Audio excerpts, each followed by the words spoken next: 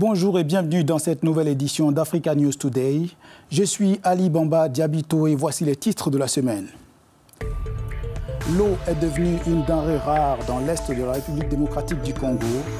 À Goma, de longues files d'attente se dressent. Le calvaire de 2 millions d'habitants dans une région déjà en proie à la guerre civile.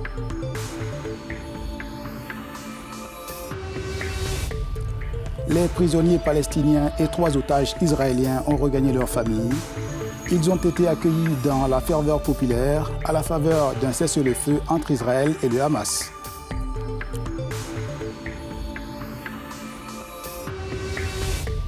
Révolution dans la pêche au Kenya. L'entreprise Yapak Technologies vient de lancer une solution innovante qui devrait freiner la jacinthe d'eau.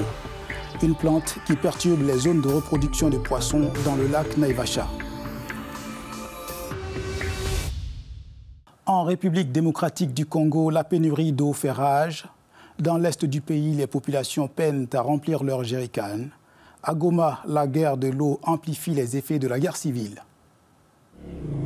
La ville de Goma est désormais frappée par une pénurie d'eau potable. Depuis plusieurs jours, l'eau potable est devenue un bien rare. Les robinets sont à sec et les files d'attente au point d'eau s'allongent. Une situation qui met en difficulté les habitants de cette ville de plus de 2 millions d'habitants. Le manque d'eau nous cause trop de soucis. On se réveille à 4h, 5h pour aller chercher de l'eau au lac. Certains se noient et d'autres se font violer pour de l'eau. Nous demandons au gouverneur de nous aider en envoyant de l'eau en permanence. Face à cette situation critique, la population est obligée de parcourir des kilomètres pour trouver de l'eau.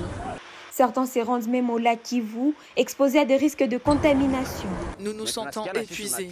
Alors si le gouvernement peut avoir cette capacité de servir de l'eau à la population partout, ce serait bien et ça nous permettra de chercher un autre secteur d'activité.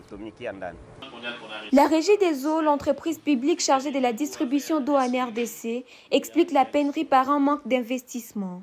Les autorités promettent de travailler d'arrache-pied pour remédier à la situation, mais la crise de l'eau à Goma exacerbe les tensions dans une ville déjà surpeuplée et fragile. Il y a une inadéquation comme problématique entre les investissements qui sont très rares dans le secteur de l'eau.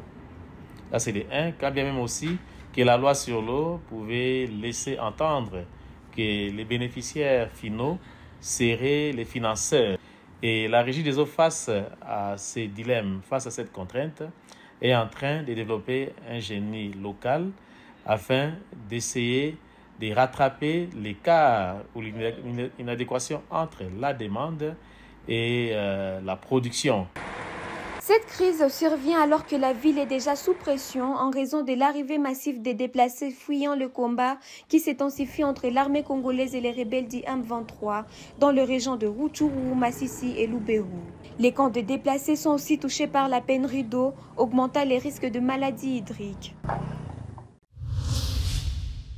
Dans la bande de Gaza, dévastée par plus de 15 mois de guerre, un cessez-le-feu a débuté entre l'armée israélienne et le Hamas. Israël a relâché lundi 90 détenus palestiniens, quelques heures après que 3 otages israéliennes ont été libérés par le Hamas. Scène de liesse en Cisjordanie. Des milliers de personnes se sont rassemblées à Béthunia pour accueillir les prisonniers palestiniens libérés dans le cadre du cessez-le-feu entre le Hamas et Israël. Les bus transportant les détenus ont été accueillis par des foules enthousiastes. Les prisonniers ont reçu des embrassades chaleureuses et notamment les femmes qui ont reçu un accueil particulièrement vibrant. Côté israélien, 3 otages ont été remis à l'armée après avoir été libérés par le Hamas. Parmi eux, Romy Gonen, Émilie Damari et Doron Steinebrecher, enlevés lors des attaques du 7 octobre 2023. Ces libérations surviennent après 15 mois de guerre marqués par des frappes israéliennes à Gaza et des attaques du Hamas contre Israël, faisant plus de 46 000 morts palestiniens, dont une grande majorité de civils. Pour Israël, on compte environ 1200 morts. L'émotion est donc forte avec cette trêve de 6 semaines qui marque un premier pas vers la fin du conflit.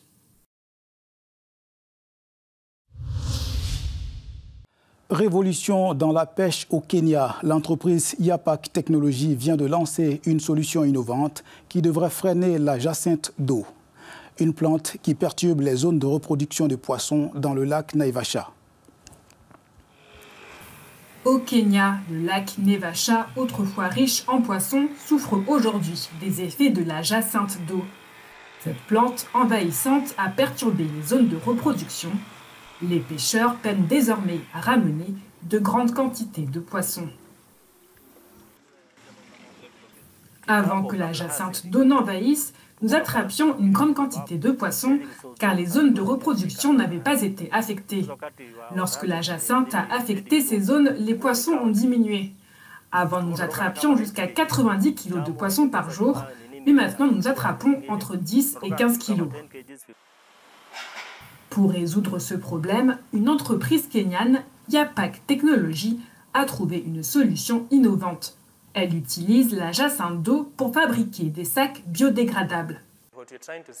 Ce que nous essayons de faire, c'est utiliser la jacinthe d'eau pour résoudre ce problème de la pollution par les déchets plastiques. Pour cela, nous travaillons avec des pêcheurs qui sont affectés au lac.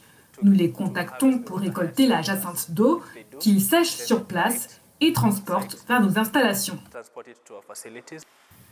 L'entreprise s'attaque aussi au secteur de l'agriculture où l'utilisation excessive de plastique est un problème majeur en remplaçant notamment les sacs plastiques par des sacs biodégradables fabriqués à partir de jacinthe d'eau. Nous nous intéressons au secteur où l'utilisation du plastique est élevée, mais où il faut aller vers de la durabilité et le passage au vert. L'un de ces secteurs est l'agriculture, où de nombreuses semences sont emballées dans des sacs plastiques. Nous avons nos sacs biodégradables dans lesquels les semences sont insérées dans le sol. Ce projet permet non seulement de réduire l'impact des déchets plastiques, mais aussi de fournir aux pêcheurs une source de revenus.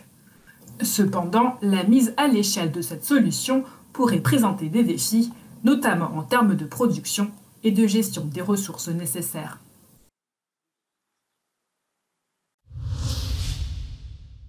Et comme chaque semaine dans Africa News Today, voici l'agenda hebdomadaire avec quelques dates à retenir.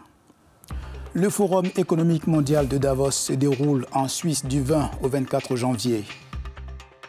La 55e réunion annuelle de la rencontre a pour thème « Collaboration pour l'ère intelligente ». Le sommet africain de l'énergie Mission 300 se tiendra à Dar es Salaam, en Tanzanie, les 27 et 28 janvier. Au cœur des discussions, l'accélération de l'accès à l'électricité pour 300 millions de personnes en Afrique d'ici à 2030. Ce 26 janvier, l'Ouganda célèbre le 39e anniversaire de l'arrivée au pouvoir du mouvement de résistance nationale et du président Yoweri Museveni. Du 17 au 24 janvier, la Côte d'Ivoire, la France et le Maroc célèbrent la Journée mondiale de la culture africaine et afrodescendante avec des expositions, conférences et performances musicales.